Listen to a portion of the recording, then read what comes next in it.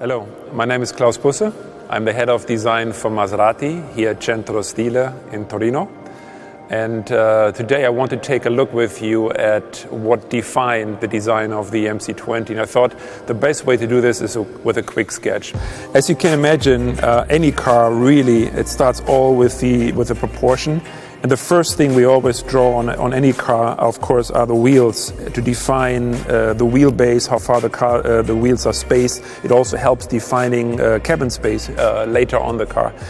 But then what is extremely important is what we call the Y0 line, which is the center line of the car. We call it zero because, or Y0 because the Y helps us define the part of the grid in the three coordinates, Z becoming the height and Y becoming the width. And this line is absolutely important, not only to define the space of the car, or the cabin I should say, and the engine compartment, but it's super important for the aerodynamic because up here is where we have the apex of that line, and here's where we have the maximum roof height also for the cabin space for the passenger and the driver.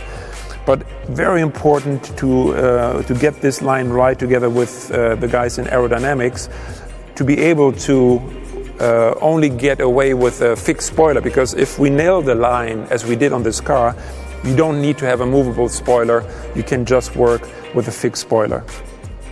Of course, to complete the proportion of the car, you need to know, the DLO as we call it. It's called daylight opening. DLO is kind of a designer term, I guess, and it defines, the glass area of the car. Of course, back here we already have the glass for the for the mid-engine. We need rear lights. We have front lights. But where it's becoming really interesting is when we talk about the functional aspects of this car. This part up here, and in side view, this is all you're going to see, defines the intercooler opening that supplies all the cooling for the mid-engine in the back. So what you see here in the side view is it's barely noticeable. And what is very important for us is that we didn't want to do what we see so much in the competitive segment, is that the car is almost designed around air intakes. For us, it was important that we have a minimum amount of graphical details and really focus on the sculpture of the car. And the sculpture of the car is pretty much happening in the upper part of the car. We define reflections, bone lines, and they help us to really create almost like this Italian sculpture in the upper part of the car. I'm going to draw a quick section here so you get an idea. So it's a very, very round, very beautiful surface. But that surface then on the lower part of the car meets basically its opposite, which is like raw engineering surfaces. What I mean with that is all this down here is carbon fiber, and all this is designed to extract air from the front wheel and to bring in air for the rear wheel. So this is a super functional area, very much led by aerodynamics, very much designed on the computer. So we're bringing these two worlds together, the upper part almost being hand sculpted, very, very voluptuous Italian design, if you want to say so. And on the bottom, we bring in these kind of raw engineering surfaces that really define the functionality and the performance of the car. The same is true also for the back, because this point right here defines the end of the ground effect floor. So again, all this is carbon fiber, and again, super important for the aerodynamics. On the front, similar situation, of course, a lot of aerodynamic devices down here, and also beautifully bringing together the lower engineering part of the car with that upper part of the car, the sculpture. To get away with this kind of pure approach to design and to avoid this kind of distraction of unnecessary graphic, unnecessary air intakes, we focused on a few very iconic elements to give this car character, whether it's the trident on that typical triangular C-post, but also the wheels. For the wheels, we were looking into our archives and really discussed and studied which wheels in the past we used really stand for Maserati and iconic and can only be used for this brand. And we came up with these Trident wheels that basically are a stylized form of the Trident. You see those three peaks here.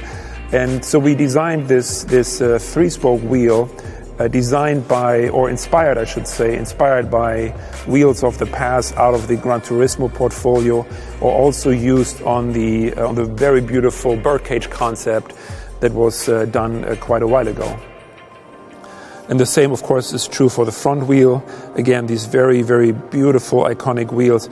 And you can see I can sketch them very quick because, you know, they're very, very clear in design with these repeating trident feel. So let's take a look at the front of the MC20 and what makes it unique, what went through our head when we designed this very, very important part of the car, as you can imagine. To no surprise, you find what would be called a grille in the front part of the car. I prefer the term frame because it really is there to frame what I think is one of the most iconic elements in the automotive industry, which is the trident, the Tridente, the Maserati Tridente. And so the frame is really helping us to create attention around this very important icon for us.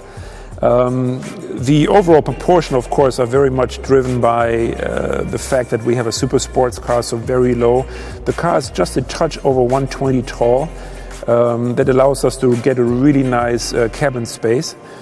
But I want to highlight a quick thing here on the front because, like the side, it's all about reducing noise, avoiding distraction. Because all I want you to take away is the beautiful proportion of the car and the Maserati Tridente and this frame. So what you see here on the, as soon as you go outboard of the Trident, of course we have big air intakes for those massive intercoolers that help cooling down the system. But other than that, we keep it very, very calm. Also, the car itself, the body of the car is following that recipe that we spoke about on the side of the car, meaning that the upper part of the car, I'm going to draw a section through here, is a very, very clean hand-sculpted area. And then the lower part, you again have this very, very raw engineering surfaces, exposing this beautiful carbon fiber that you then see connecting with the carbon fiber part of the side of the vehicle, and then also eventually on the rear. Now, this section that I was just drawing here is basically driven by a very simple fact. We needed to get air out of the grill compartment to help with the flow of the intercooler. So what we did is we scooped out these elements here, and they're creating this really cool element that then helps flow into the body of the car.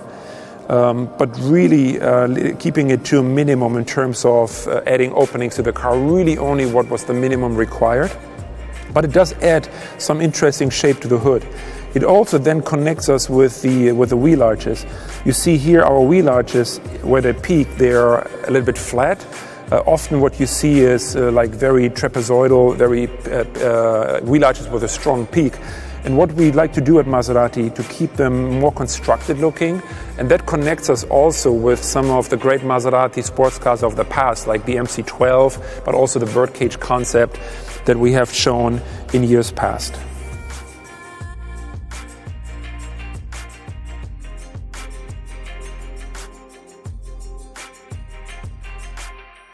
So let's take a look at the rear end of the car, the car you probably see, the part of the car you probably see most when you're in traffic. This car is incredibly proportioned, which of course is a dream for us designers. It is about 2 meters wide, 195 to be precise, without mirrors. So with the mirrors it actually goes beyond 2 meters.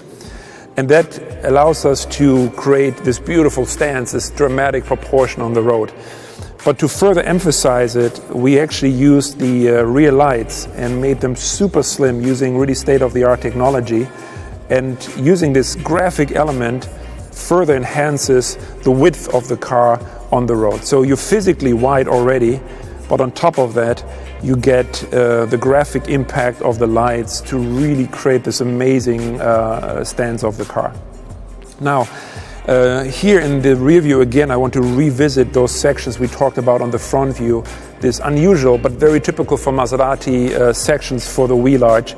Not the typical peak that you get on a lot of cars, but something that is more Maserati.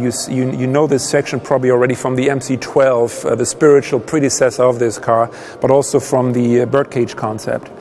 As you can imagine, the rear is all about the business part of the car. So here we are taking that veil, that cloth, the upper part of the car, which is this kind of beautiful sculpted part. We lift it even further and really expose the business part of the car. This down here is all about engineering performance, whether it is dramatic cooling elements, whether it is those massive exhaust pipes. It all is about functionality in this area of the car. Down here, of course, we have the arrival point of the ground effect floor. So this is, again, a very super important part of the car. In all these areas are actually more designed by engineers than by us at Centro Stile. And that was okay, because we really appreciated this collaboration with the engineers on this functional part of the car. And I'm gonna shade it slightly so you can see this is all going to be in carbon fiber on the car, and it's going to give it a really, really dramatic look.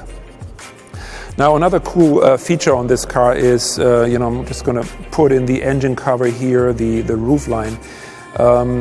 One quick thing maybe, what is cool is this car also has an additional rear view camera. It's about in this position here, and that will feed an additional image on the rear view camera inside the cabin, and it will provide you with an unobstructed view of the rear of the car, what's behind you. And that allows us in return to be more free with the elements we had to use on the cover, because we needed to add a couple of elements to help with air circulation and to help airflow. So what we were able to do, we did a stylized trident for these cooling elements. And that was a really cool feature, because at the beginning we were very concerned about these cooling slots we needed to use, because it made us, it felt like something we had seen before when there were just simple lines. But then the breakthrough really came when we realized the idea that we can do a stylized trident using these slots. So it's a really abstract way to introduce the Maserati trident on the rear of the car. And as a matter of fact, there's no additional trident on the rear of the car, just the very familiar Maserati script on the edge of the car. So I really like ending on the rear view of the car, because it really shows these two worlds coming together, the design world, the sculpture world, and the raw engineering world. And it also represents the two teams that together developed this car, whether it is the team of designers, interior, exterior sculptors at Centro Stile, of which I am only one of many, but also this magnificent team of engineers in Modena. And together we were able to create the MC20 in perfect respect and in a perfect symbiosis.